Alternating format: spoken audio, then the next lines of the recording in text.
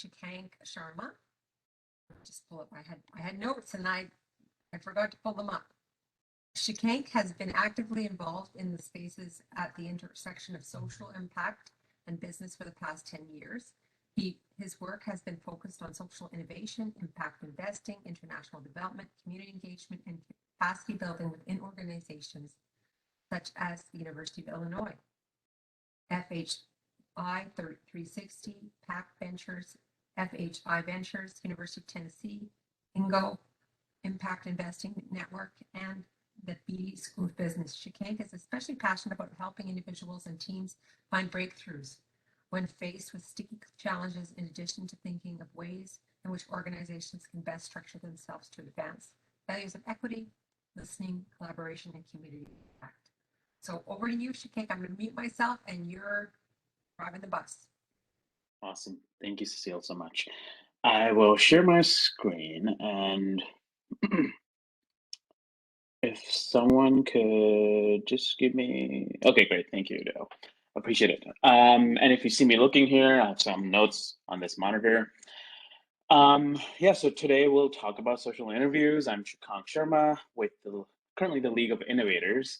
I also wanted to start off with a line acknowledgement.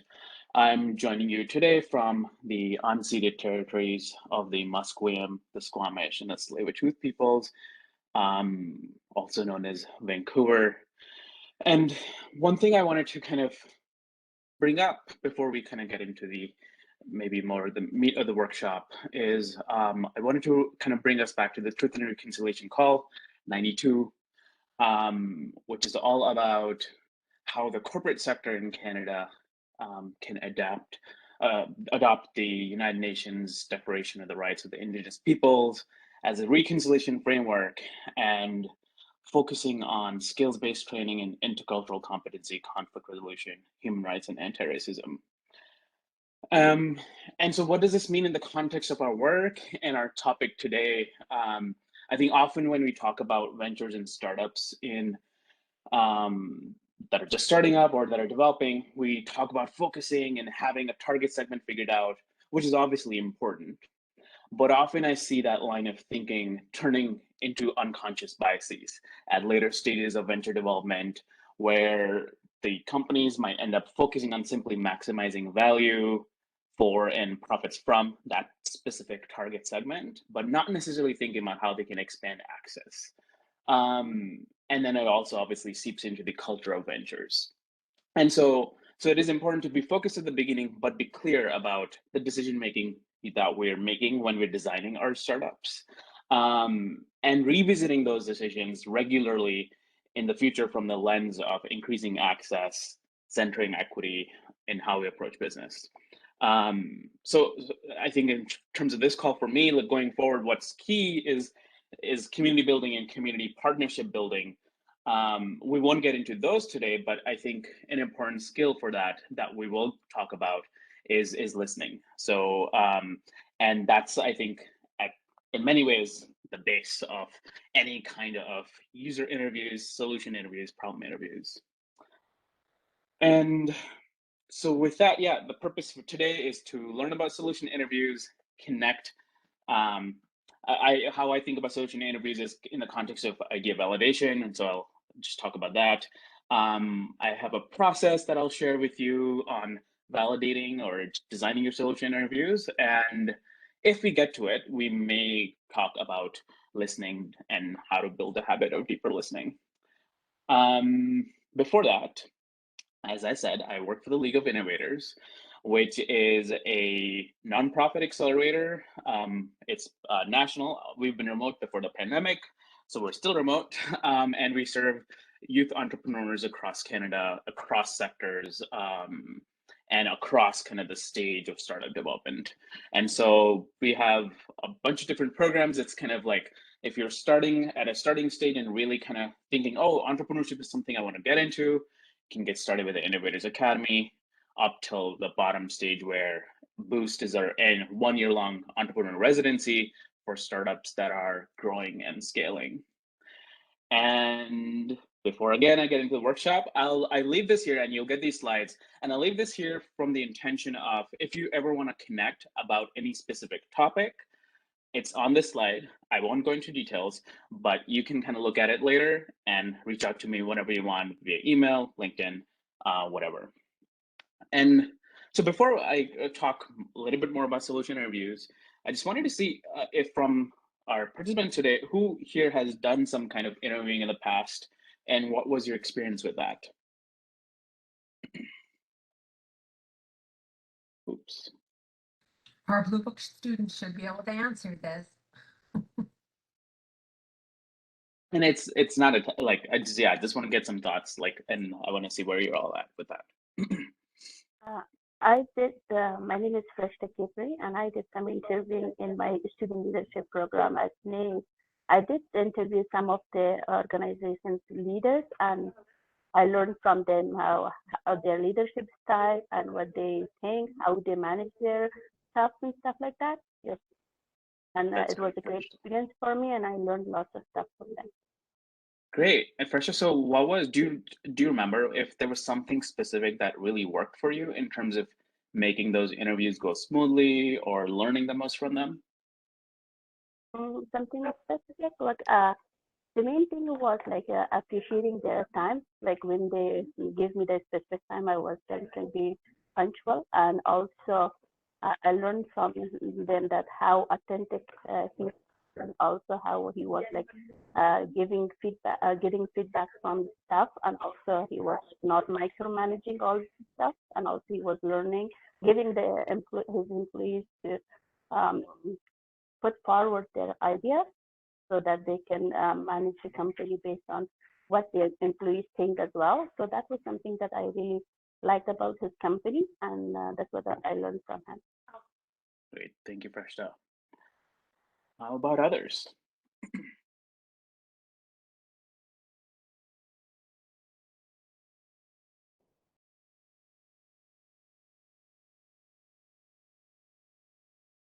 I can speak if no one wants to to speak up. I have experience being I thought I was an entrepreneur, but actually I was more of a small business owner. I spent about 10 years running a music school, and I was the founder and entrepreneur, whatever. I did some innovative things with it, but I guess I didn't do any of this lean startup stuff. I didn't do an MVP. I didn't do any customer interviewing. I didn't get any feedback. So this is like a whole different way of doing things.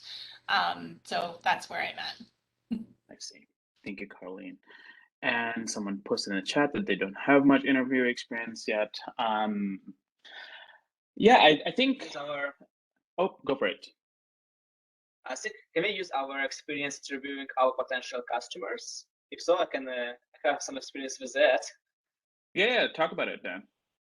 Yeah. My objective is to start my own video game company, and I was showing off my game to my classmates who can be my potential customers. So what I was doing is letting them play in my game and seeing what their thoughts are about it, how can I improve it, and what other actions can I do to make it more likable to the potential customers. Great. That's kind of actually getting at solution interviews in many ways, right? You were trying to get a sense of whether they liked what you were doing or not. That's great. And yeah, I think one thing I'll just like to say is most of us have some sort of experience and interviewing in the past or getting feedback on something, even if not systematically like Lean Startup talks about, but you've done it somewhere in the past with someone. Hey, like, what do you think about this? Just that question. I think generally most people have asked that in some context. I think the difference here is this doing it a little bit more systematically. And so solution interviews essentially, they build on kind of your research and your understanding that you might have built around the problem so far. And so you did problem interviews or some sort of kind of conversations to understand the gap that you're trying to address. And now with solution interviews, your goal is to kind of propose that solution that you're now thinking about and see how potential customers react, right? And so solution interviews ideally should result in qualitative feedback, right? So this is not surveys, this is interviews. So, and you could even call them conversations, right? And you want to get qualitative feedback from users about what you're designing and just what they feel when they see what you've designed, and essentially using some sort of a demo to show them that this is the solution, and for you to confirm whether it will solve that problem or not, right? And so really it starts from an idea, and or some assumptions, and we'll talk a little bit more about assumptions later on, and ends with users and customers. And so a big important piece about social interviews is that you get a chance through these to test what you're thinking before you kind of even get more into prototyping it further, or launching it, right? So that's the key, is getting feedback before you even really launch what you're trying to do. And yeah, and I think new ideas normally have like very many unpredictable elements. And if something goes wrong with them, then it's like you put in all this work, all this money even, and now it's gone down the drain, right? So here it's, I think social interviews and idea validation in general is really that process of gathering evidence in kind of a quick, informed way that helps you de-risk your decisions going forward. I think like this is a kind of a classic example of an idea that failed. For folks who might not recognize it, it's Google Glass. It was something that was not validated as well. I remember my friend got to have it on loan for 10 years ago, and it's really annoying, right? So it was seemingly a cool idea, but it was not executed very well. It was not marketed well. It did not look that great. It had safety and health concerns. It was ridiculously priced, $1,500, which is 10 years ago. So that was really high back then, especially.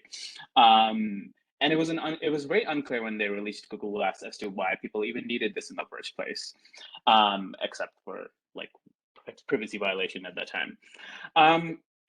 And then similarly, the reasons, and I have this because I think sometimes when I do workshops, I'm working with both startups and people who aren't necessarily designing for profits. But top reasons why startups fail are obviously, other than cash, is like the second reason is what I always get most surprised by, is that there was no market need.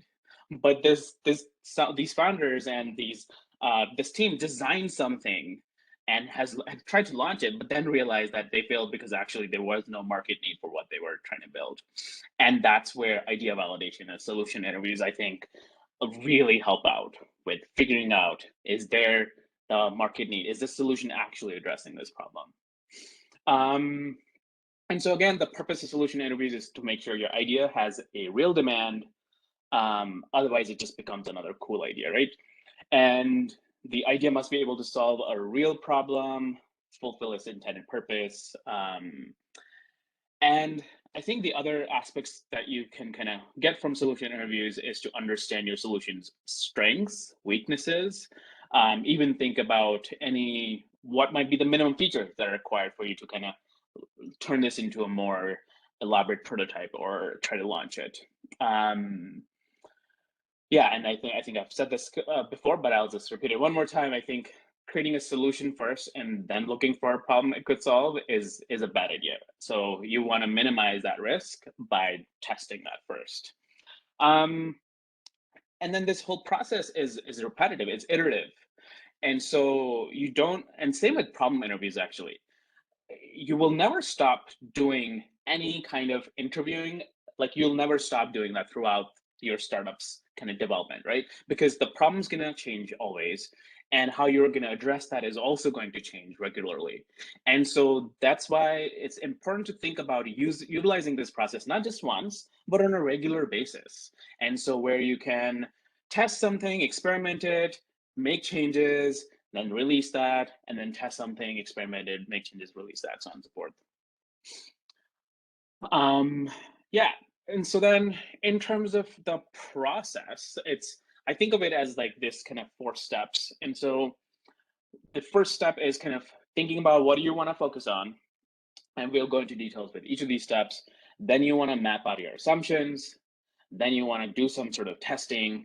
And then you want to figure out, okay, what did I learn? How do I go forward? So and as you can probably see, it's not rocket science. It's kind of similar to like any kind of scientific method that we've grown up learning in classes, right? It's just like building a hypothesis, testing it, going back to the drawing board, so on and so forth. And so in part of the defining your focus, the first thing that you would want to do before you get into even thinking about solution interviews is to have a user journey map in place. And if you haven't done this, this is something I would highly encourage you to focus some time on and building one out. At its essence, a user journey map is literally like a step-by-step process of what journey is the user going on when they're engaging with your service, your product, your idea. Put that on paper. And that's helpful for two big reasons, actually. One is having the user journey map will actually help you figure out what assumptions you're forming at these different parts of the stage. So for example, let's say you have an app that you're thinking, and you kind of have the user journey map. But the first step of that would be that a user actually downloads your app, right? And for me, often that's the biggest assumption I feel like people make, is like the fact that they don't think about how they're actually gonna make sure that people download the app. They're like, yeah, if I make this app, people will access it. But I'm like, no, that's an assumption that if someone will even look for your app, someone will find it, then someone will want to download it, right? And so these are the kinds of assumptions you would want to test. But before that, you build that journey map in as much detail as you can. So that's one reason that it helps you surface assumptions. The second reason for developing a user journey map is you can actually use that as part of your solution interviews, because now you literally have a story that you can tell the potential user in your solution interview as to what your solution is going to help do for them. And using that, then you can have questions that you can ask them throughout that user journey map to see what their thoughts are. So you can use it as a visual tool, even in a solution interview, to walk them through the journey map and ask them questions throughout that journey. So that's the first piece. The second piece, when it gets to defining your focus, it's I put problem here, but because I think it's always helpful, even in solution interviews, to revalidate the problem. So you could even simply like share, here's the gap that we're trying to fill. Do you face this gap? And if they say no, then maybe you have a short conversation. And if they say yes, then you actually do a proper solution interview with them. But then the three big things, I think, depending on what stage you're at, you would be focusing on is kind of the idea, or maybe a product if you've already made it, your features and pricing. And so it's to think about, is this even addressing that problem? Is this going to work? How will you access this service or product or app? And to even then start thinking about the questions around features that you have. And I think, yeah, I don't know, depending on where you're at, if pricing is something you want to think about, you could also have some questions around that.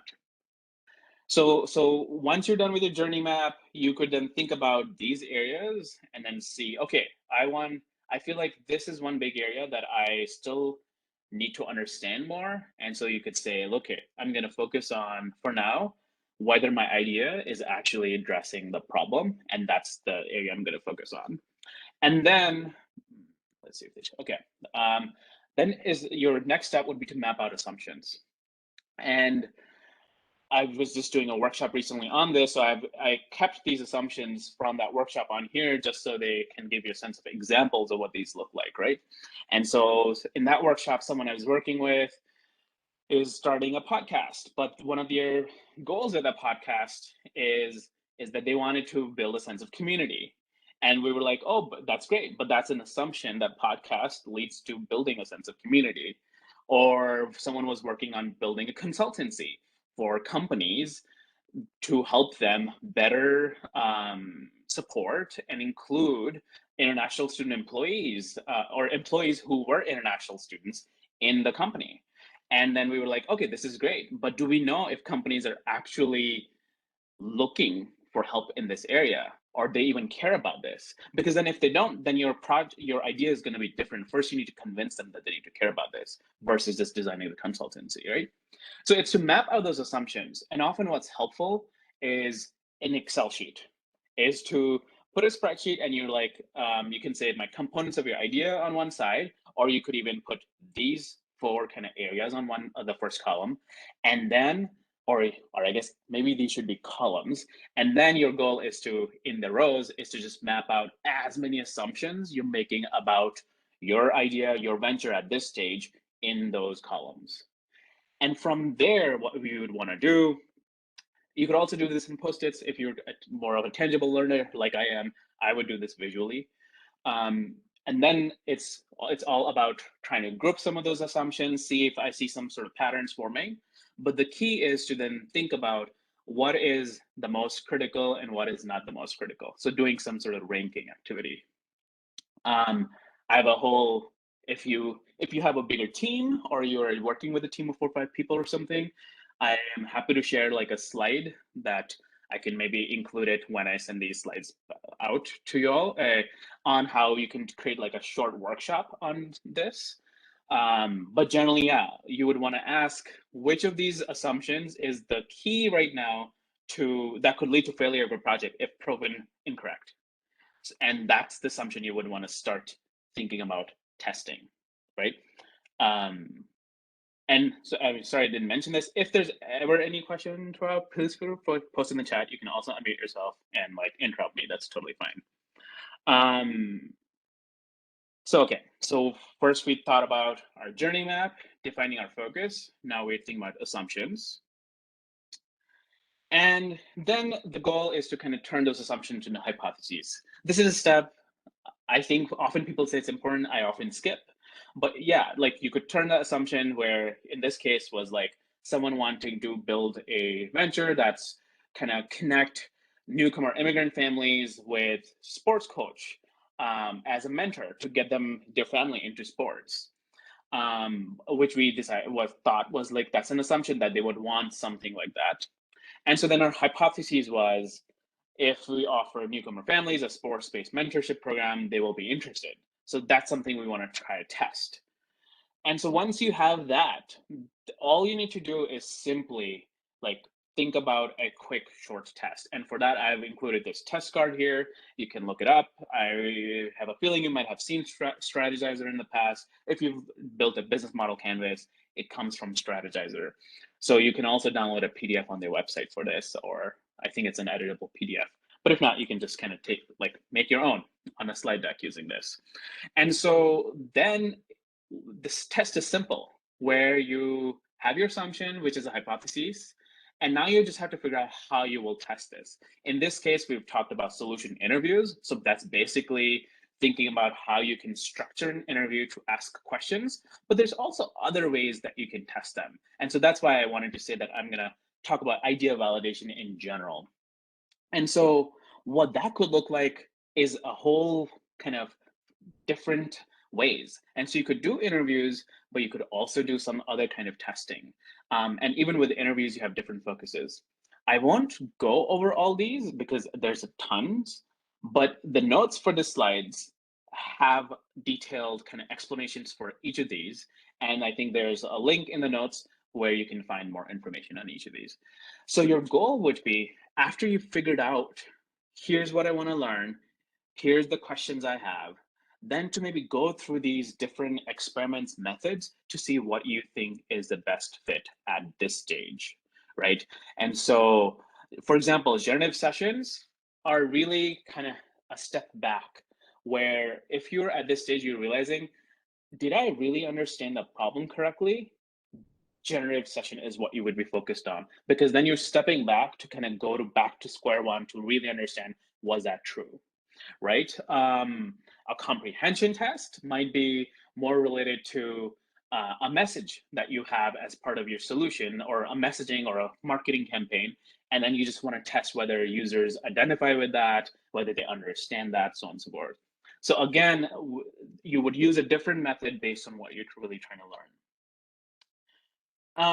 And then, as always with everything, the next steps are simply to synthesize things, make changes, test again. So the end, what you really just need is 4 main things. And in terms of deliverables, if you want to think of it that way, it's first is a user journey map. Second would be a spreadsheet mapping your assumptions. Third is some sort of experiment design. You could use the test cards that I just showed you.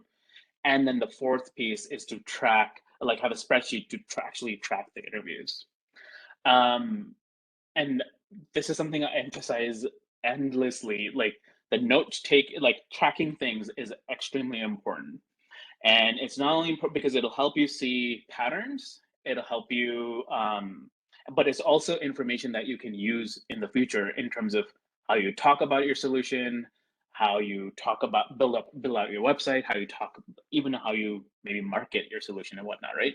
So I think, yeah, just want to make sure, emphasize the spreadsheet aspect is really, really key.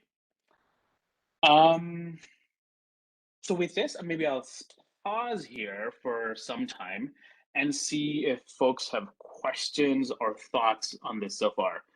What from this maybe stood out to you, or what from this is unclear? Maybe let's start with that.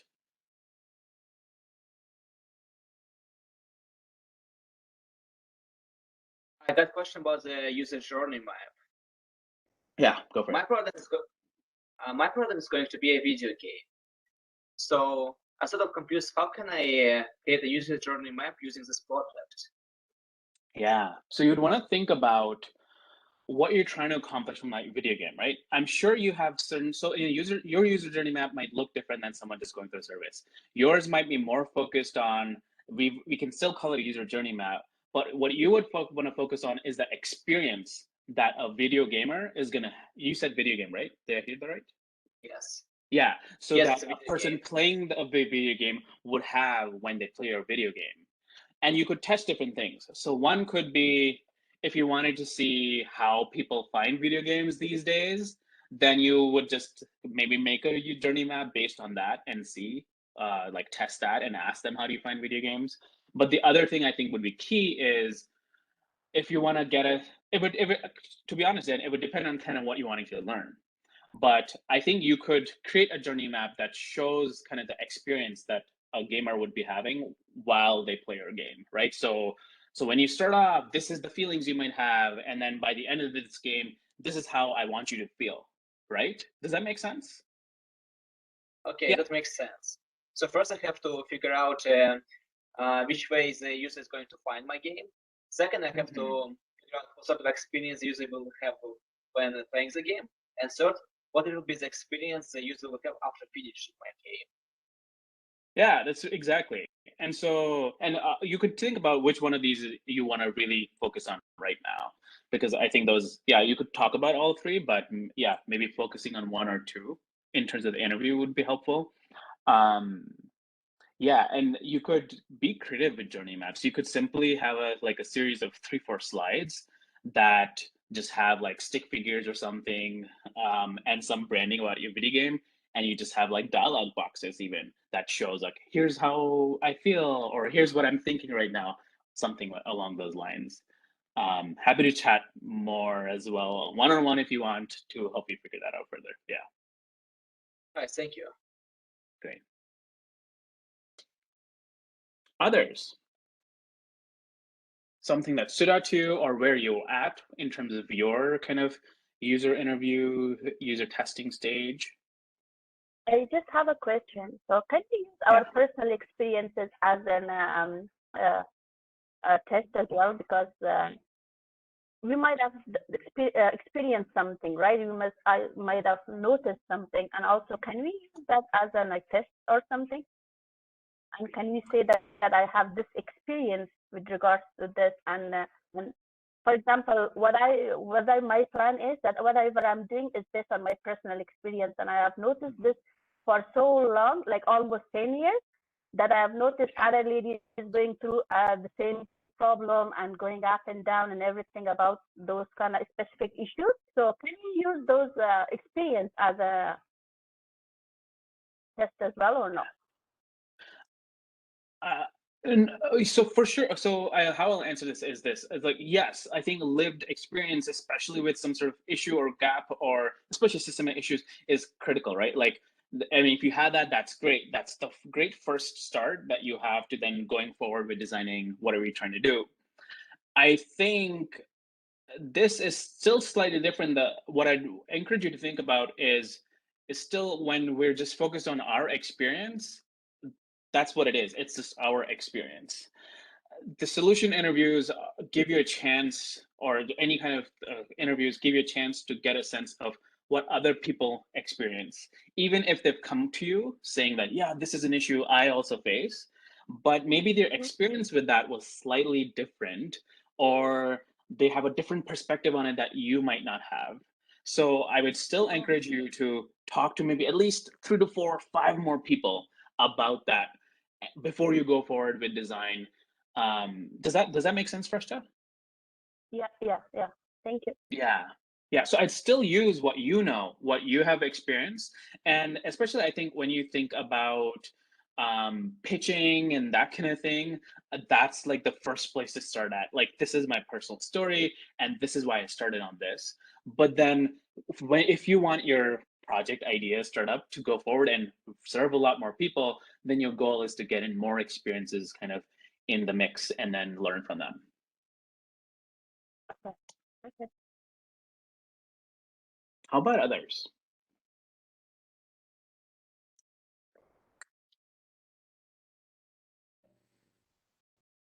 Hi, I'm just wondering, how do you choose people to do the interviews? Like, should you be searching out people that are going to like give you what you don't want to know, so that they're not confirming, confirmation bias, and they give you some brutal answers? Like, should I search that out, or is that too much? Should I just start with someone that I know would be a little bit interested at least? That's interesting. I would start at first what you're trying to test, and then go from there.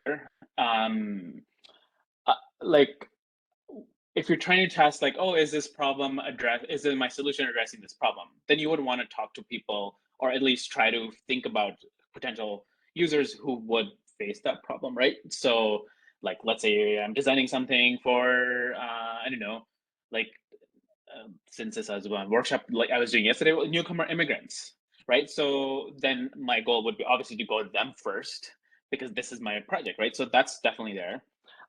In terms of, yeah, I mean, if you're up for it, I think getting feedback that you didn't expect is always helpful. Um, and then it's always just to think about having a process in place of how you synthesize that feedback. So maybe this is controversial, but I don't necessarily think that all feedback is always applicable. It's helpful to know it, listen it, because it'll be helpful some way in the future, but it might not necessarily always apply, right? So, because as you're saying, like, that user is really just not then they're not the focus of your solution. Does that make sense? Right? So, and you could kind of make sure, like, so then your assumption is, I think this group might use this, but then if they're all like, no, we don't want to use this, then okay, that's not the group I'm going to focus on as much. Does that help? Okay. Yeah, it does. Perfect. Thank you. Yeah. And how about other folks on the call?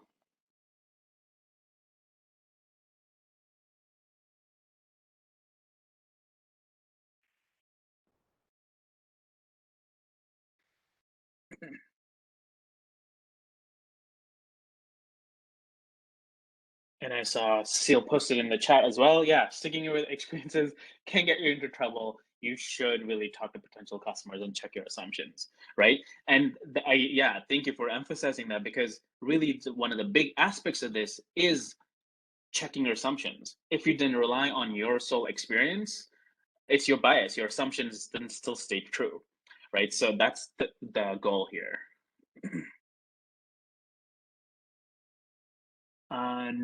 If I'm pronouncing it incorrectly, I'm sorry, but Noman or Yes. Noman? Yeah. Noman's perfect. Noman, great. Okay, so one question that I have for interviews particularly. Let's say Yes. if you're a customer and I'm my target audience, not customer, my target audience. I'm coming to interview you. What is one thing that I should avoid? Sorry, so I'm your target audience, or I'm the interviewer? You are the target audience. I am your interviewer. I And see. what is some questions or what are some things that I should avoid before I asking, see. or like I should think about? Yeah. And actually, let me stop sharing my screen for this so I can kind of see your faces. I think one thing I'd say is, like, generally it's not ask leading questions is one big one. So by what I mean by leading question is a question that you already potentially know the answer to, or you're creating a question where it's always gonna lead to an answer that is one or either this or that. So for example, yeah, instead of, so if you are designing an app, you could like a leading question could be, oh, do you want this feature or this feature in this context? So that's like you're only giving them two choices, but first maybe you can even ask what kinds of features they want in that specific section of the app. So that's one thing, and I can give maybe some more examples again when in my notes on leading questions. So that's one. The other one is always framing. I think we have a tendency to often frame questions as yes or no questions. And, but again, the goal here, I think with any kind of interviewing, is to ask about how they're feeling, what they're experiencing. And so that would be another thing I'd say. And and just in the context of solution interviews, the goal for here is not for you to ask users what else they need. Like you can also ask that later, but like for first, the key is for you to test whatever your solution you're testing and then see if it works for them, instead of asking them, how would you solve this problem? Like I feel like that's maybe not the best place in the context of solution interviews. Yeah, I'm trying to think if there's any other kind of big no's. Yeah, does that help, Naman? I mean, it does help, but one thing that I was thinking is that if I Mm-hmm. am making something Mm-hmm. or just building some product for the people, shouldn't I Mm-hmm. already know their alternative solution or the solution that they are having right now? Yeah, you should. But you would also want to still know that from them, right? Um, yeah, but I don't know if I'm understanding your question completely. I mean, so as I said, interviewing, if I ask Mm-hmm. them, what are you doing right now to solve this? Does that kind of hindrance, or is it a okay? So again, so I okay. So with that, I'd say that's a good question, especially when you're trying to understand the gap. So it's a good question for a problem interview.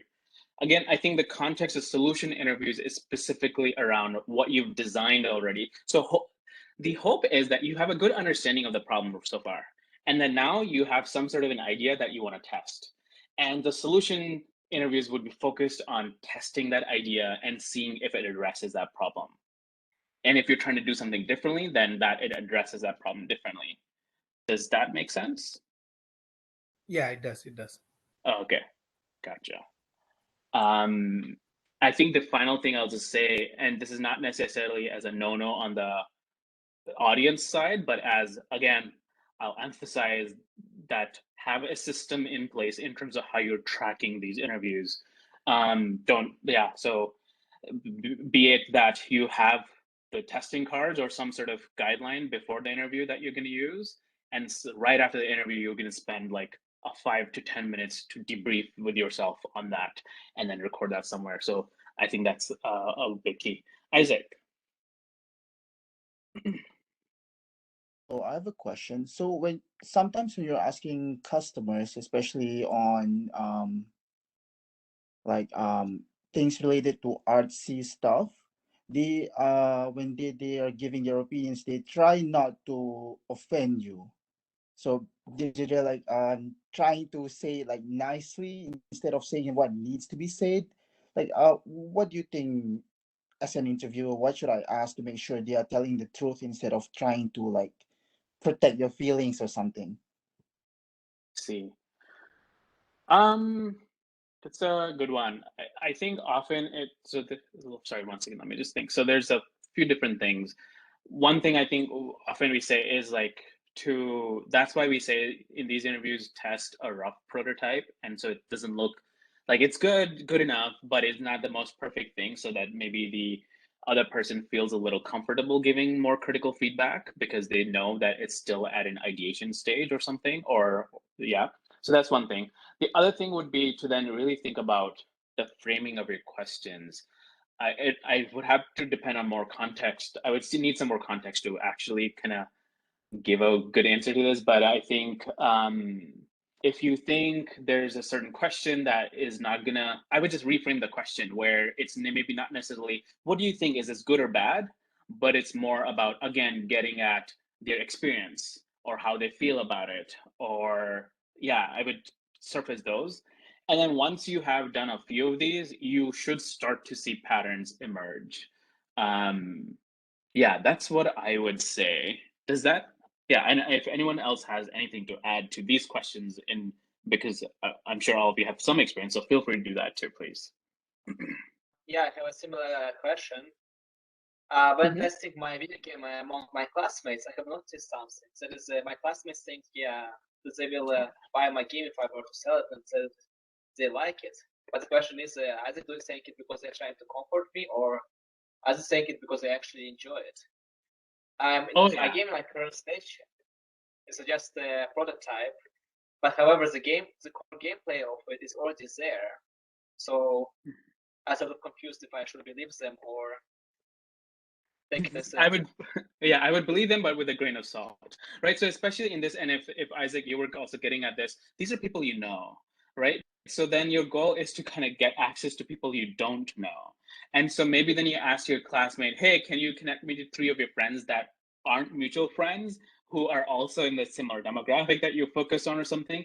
Can I talk to them about this as well, right? So that's how you would get some more feedback through that. So if that's what I would definitely focus on, people that you don't know as well. Like if you start at people you know because it's easy to do, it gets you into the practice, but your goal is to slowly expand that kind of funnel of who you're talking with. Oh, no, I was actually asking like subscribers, like people who actually pay for like web subscription services or something like that. So because they are already paying subscribers, they're supposed to like say what they actually want, but because they're probably trying to like protect my feelings or something, they just say, oh, that animation, that video is good, when it's like maybe it's not so good. So yeah. Have you had this experience already? Yes. And so, but how did you know that what they were saying was not how they felt? That's a good question. That's just my assumption. Um, and I think it's a good one to always have that question in mind. And so,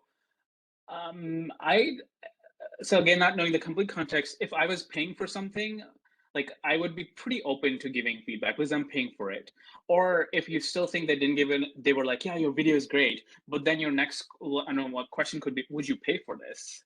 And I think that would normally get some more detailed answer. Like if they say no, like there's lots of things that I think are cool, but I'm not going to buy it, right? So yeah, it would really just it would be based on, if you think that's an issue, Isaac, I would say think about how you can ask that question in 4 different ways that might elicit a different answer. So that would be my kind of invitation for you to try that and see if that addresses it.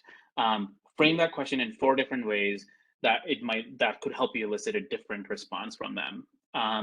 And if it's still not doing that, then maybe think about how you would test this in a different context. So again, depending on if you're able to get funds for some testing, you could think about like having a friend who comes on board and who helps you with that testing because maybe, and they'll do it in a more unbiased way, and they can set this up as, I'm working with this person and helping them do this testing so that we can get really good critical feedback. And often if you're really looking for more critical feedback, then I would kind of set that space up in the beginning too. It's like, hey, I would really like to know your thoughts and get some critical feedback. And hopefully they'll be able to do that.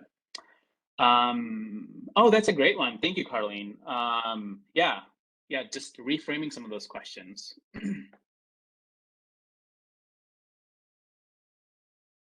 Other thoughts or questions?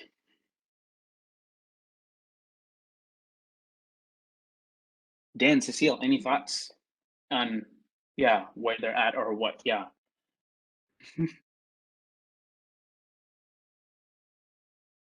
Yeah, I mean, it's great coverage, and I especially like the emphasis that you put on defining tests before you move forward.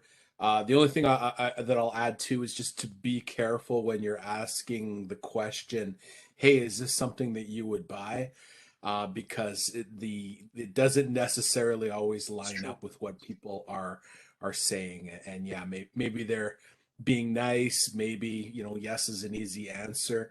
But yeah, if you asked a room full of folks if they thought they'd be owning a electric car, Good you point. and all the hands would go up in 5 years. But if you ask them in 5 years, the actual amount of people who own electric cars would be significantly less. So, just be careful with that. I personally find it far more informative to determine how they do things now as opposed to how they plan to do things in the future. The information tends to be a lot more accurate. That's great. Thank you, Dale. And then, so what I'll do is I'm going to share my screen one more time, and I'm just going to leave you with this tool. It kind of applies to this, but you can also just use it in other contexts.